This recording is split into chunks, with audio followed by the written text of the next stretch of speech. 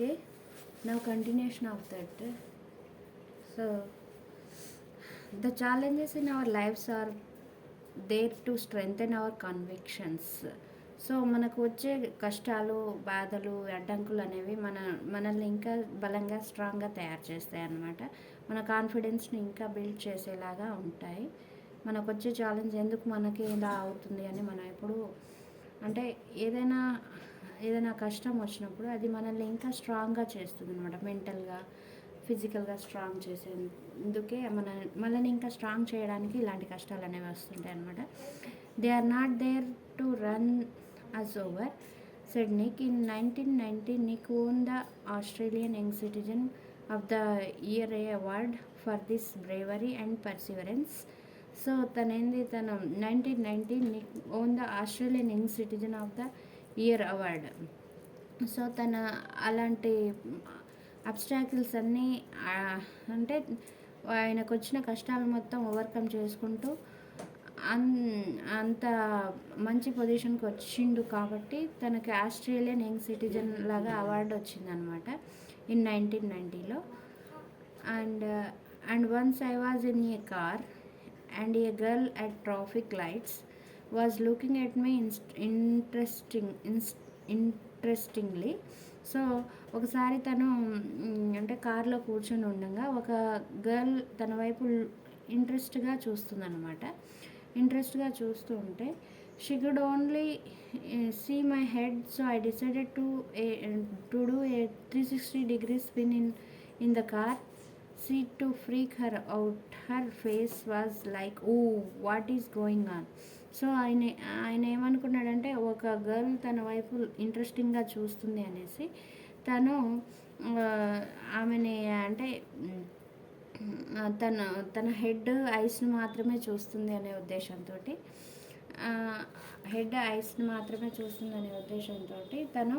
తన బాడీ మొత్తము అంటే 360 degrees స్పిన్ చేసి చూపించాలి అనుకుంటాడు అనమాట. అలా చూపించిన తర్వాత అలా స్పిన్ అయిన తర్వాత తను చూస్తుంది. తను చూసి her face was like wow, her face was look wow అంటే తను వావ్ అనుకుంటుంది స్పిన్ అయిన తర్వాత. వాట్ ఈస్ గోయింగ్ ఆన్ అంటే అసలు ఏం జరుగుతుంది తనకేం అర్థం కాలేదనమాట. అంటే తను ఇంట్రెస్టింగ్గా తన వైపు చూస్తుంది, అంటే she can able to see only her head. So she wanted to అంటే తను 360 degrees చేసి తన బాడీ అంటే తన యొక్క రూపం మొత్తం చూపించాలనుకుంటాడు. సో ఆమె అసలు ఒకేసారి అంటే షాక్ గురవుతుంది అనమాట. అంటది. అన్న తర్వాత షీ స్పెడ్ ఆఫ్ రియల్లీ క్విక్లీ. తనకు అసలు అర్థం కాలేదు, అంటే అర్థం కాకుండా అక్కడి నుంచి వేగంగా వెళ్ళిపోతుంది అనమాట తన కార్ స్టార్ట్ చేసుకొని. తర్వాత Nick began travelling the world and in 2008 he went to Hawaii and met surfing master Bethany Hamilton. Okay, so Nick began traveling the world and in the 2008. So ఆయన 2008లో వరల్డ్ మొత్తం traveling చేయాలని start అవుతాడనమాట. He went to Hawaii అంటే first he went to హవాయికి వెళ్తాడు and met surfing మాస్టర్ని కలుస్తాడు. What is her name? Bethany Hamilton. ఆమె పేరు ఏం పేరు? Bethany Hamilton. Who had her arm bitten off by shark when she was 12. So ఆ బెథానీ హ్యామిల్టన్ అనే ఆమె ఆల్రెడీ తన ఏమంటారు ఆర్మ్స్ షార్క్ ద్వారా కొరికేయబడి ఉన్నదనమాట. అంటే షార్క్ అంటే ఫిష్ తన ఆర్మ్స్ని కొరికేసింది అనమాట, అంటే కట్ చేసింది.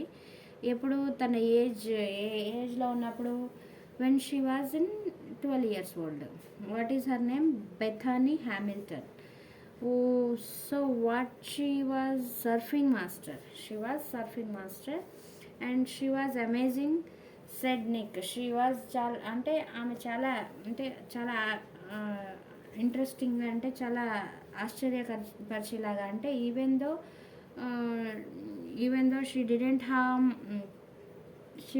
have her arm, also she was amazing. అంటే చాలా మంచి వండర్స్ చేసిందని తనకి ఒక ఆశ్చర్య కలిగించే వ్యక్తిలాగా అనిపించాడు అనమాట.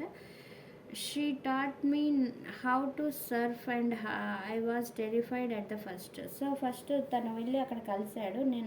నేను కూడా సర్ఫింగ్ నేర్చుకోవాలి అని అనుకుంటున్నాను అని తను వెళ్ళి అంటే తను first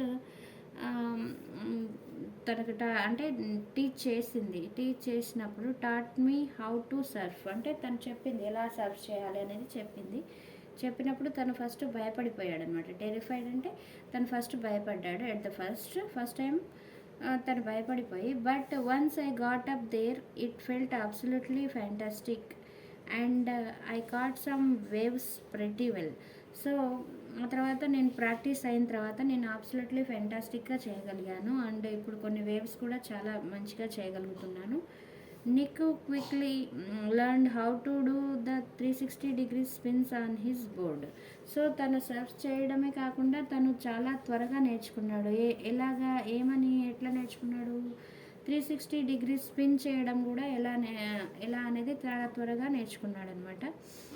A feat that got him on the cover of the Surfer magazine within 48 hours. అంటే 48 అవర్స్లోనే నేర్చుకొని తను 360 degrees స్పిన్ ఇవ్వగలిగాడు సర్ఫింగ్లో. సో అక్కడ ఏంది, ఒక మ్యాగజైన్లో కవర్ పేజీలో తన ఫోటో అనేది ప్రింట్ అయిందనమాట. వితిన్ 48 అవర్స్లోనే సర్ఫింగ్లో ఇట్లా 360 degrees స్పిన్ చేయగలుగుతున్నాడు అనేసి.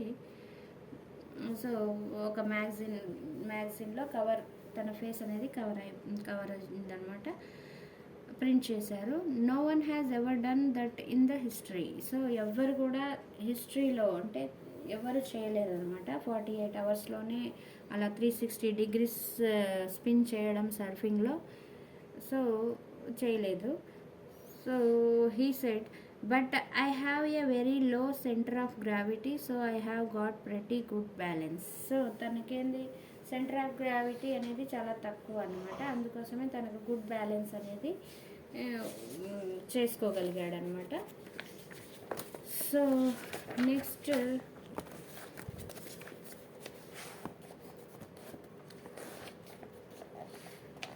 నెక్స్ట్ ఏంటంటే ఇంకా he was visited different countries all over the world. Visited different countries all over the world.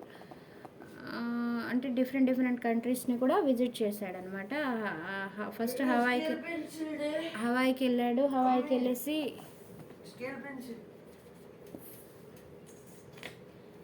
వెళ్ళేసి అక్కడ సర్ఫింగ్ ఎలా నేర్చుకోవాలనేసి ఎవరిని కలిశాడు ఇక్కడ, ఈ బెథానీ హ్యామిల్టన్ని కలిశాడు. ఆ తర్వాత he decided to visit the different countries all over the world and the football fan is now A motivational speaker. So తను బిగినింగ్లో ఫుట్బాల్ ఫ్యాన్ కదా, ఇప్పుడు now football fan is now A motivational speaker. ఇప్పుడు చాలా మంచి motivational స్పీకర్గా throughout world మొత్తం travel చేసి తన మోటివేషన్స్ ద్వారా వాళ్ళకి ఇన్స్పిరేషన్ కలిగిస్తున్నాడు అనమాట. ఎవరైతే హోప్లెస్గా ఉన్నారో, జీవితం మీద నిరాశగా ఉన్నారో, తను ఒక ఎగ్జాంపుల్ లాగా తను ఫేస్ చేసిన ఈ హోల్ లైఫ్ మొత్తం ఒక ఎగ్జాంపుల్ లాగా, మళ్ళీ ఆయన అచీవ్ చేసిన లైఫ్ మొత్తం ఒక మోటివేషనల్గా, వాళ్ళకి ఇన్స్పిరేషనల్గా ఆల్ ఓవర్ వరల్డ్ తిరిగి తను మోటివేట్ చేస్తున్నాడు అనమాట. And has traveled over 24 countries speaking to groups of up to 110,000 people. So ఆయన ఎన్ని కంట్రీస్ ట్రావెల్ చేశాడు? 24 కంట్రీస్ ట్రావెల్ చేసేసి how many people to he talked?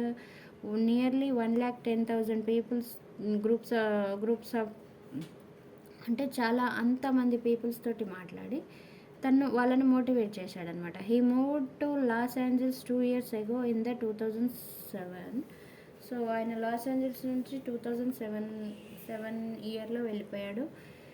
And plan to continue to travel the world. So ఆయన అప్పుడు plan చేసుకున్నాడు, అంటే నేను world మొత్తం తిరిగి నాలాగా అండ్ చాలా నిరాశగా ఉన్న వాళ్ళని నేను మోటివేట్ చేయాలి అనే ఉద్దేశంతో కంట్రీ మొత్తం తిరిగి మోటివేట్ చేశాడనమాట. అప్పుడే డెసిషన్ తీసుకున్నాడు after 2007. And if I fail try again and again and again. So నేను ఒకవేళ ఫెయిల్ అయితే నేను ట్రై చేస్తూనే ఉంటాను, అగైన్ మరలా ట్రై చేస్తూనే ఉంటాను. ఇఫ్ యూ ఫెయిల్, మీరు ఒకవేళ ఫెయిల్ అయితే, ఒకవేళ నువ్వు ఫెయిల్ అయితే, are you going to try again? మరి నువ్వు మళ్ళీ ప్రయత్నించడానికి రెడీగా ఉన్నావా? ఒకసారి ఫెయిల్ అవ్వగానే వదిలేస్తావా? ఒకవేళ నేను ఫెయిల్ అయితే నేను మళ్ళీ ప్రయత్నం చేస్తూ నాకు సక్సెస్ వచ్చేంత వరకు నేను ప్రయత్నిస్తూనే ఉంటాను. అంటే నేను ఆశ ఎక్కడా వదులుకోను అనే ఉద్దేశంతో నువ్వు ఒకవేళ ఫెయిల్ అయితే నువ్వు చేస్తావా? He is questioning to us. The human spirit can handle much worse than the realize. So మనకి అంటే మనలో మనకు స్ట్రాంగ్ డిజైర్ అనేది ఉండాలన్నమాట. ఆ స్ట్రాంగ్ డిజైర్ అనేది ఉంటే మనం ఎన్నిసార్లు అంటే అన్సక్సెస్ఫుల్ అయినా కానీ మనం సక్సెస్ అయ్యేంత వరకు మనం ట్రై చేస్తూనే ఉండాలన్నమాట. It matters how you are going to finish. అది ఎలా అయినా మీరు ఫినిష్ చేయండి, కానీ లాస్ట్కి మాత్రం మనకు సక్సెస్ వచ్చేలాగానే చూసుకోవాలి. Next, are you going to finish strong and nick. So మీరేంది అంటే సక్సెస్ వచ్చేంత వరకు స్ట్రాంగ్గా ఉండి దాన్ని ఫినిష్ చేయాలి. ఎలాంటి అడ్డంకులు వచ్చినా కానీ దాన్ని కేర్ చేయకుండా సక్సెస్ వచ్చేంత వరకు కూడా మనం స్ట్రాంగ్గా ఉండాలి అనేసి చెప్తున్నాడు అనమాట. I tell people to keep on getting up when they fall and to always love themselves. So ఆయన ఒక అడ్వైస్ ఇస్తున్నాడు. What he was giving the advice, people to keep on getting up when they fall. and so ఎప్పుడైనా మనం ఒకవేళ ఏదైనా start చేస్తాము, అందులో success రాలేదు అనుకోండి, సరే ఫెయిల్యూర్ అనేది వచ్చింది మనకి. ఆ ఫెయిల్యూర్ వచ్చినప్పుడు అక్కడే స్టాప్ అవ్వకుండా మనం కంటిన్యూటీ అనేది ఉండాలి అన్నమాట. మన సంకల్పం గొప్పదైతే మనం ఏమంటారు, మనం మనసులో మనం ఆలోచించేది కరెక్ట్గా ఉంటే ఏదైనా కరెక్ట్గానే జరుగుతుంది. సరే మధ్యలో ఎన్నో ఆటంకాలు వచ్చినా కానీ మనం వదిలేయొద్దు. Keep on getting up when they fall and to always love themselves. అంటే మనల్ని మనం కాన్ఫిడెంట్గా, మన మీద మనల్ని కాన్ఫిడెంట్గా ఉంచుకోవాలి. కాన్ఫిడెన్స్ ఉండి మనం ముందుకు వెళ్తూ ఉండాలి. And if I can encourage just one person then my job in this life is done. So నేను ఒక్కరినైనా ఇన్స్పైర్ చేయగలిగితే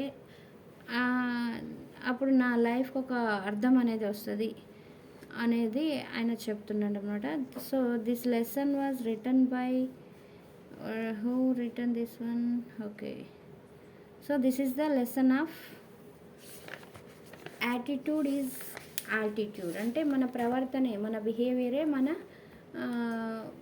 ఫ్యూచర్ అనేది, మనం ఎంత ఎత్తుకు ఎదుగుతాము అనేది మనకి డిసైడ్ చేస్తుంది అనమాట. So this is the lesson of the first unit 10th class A unit.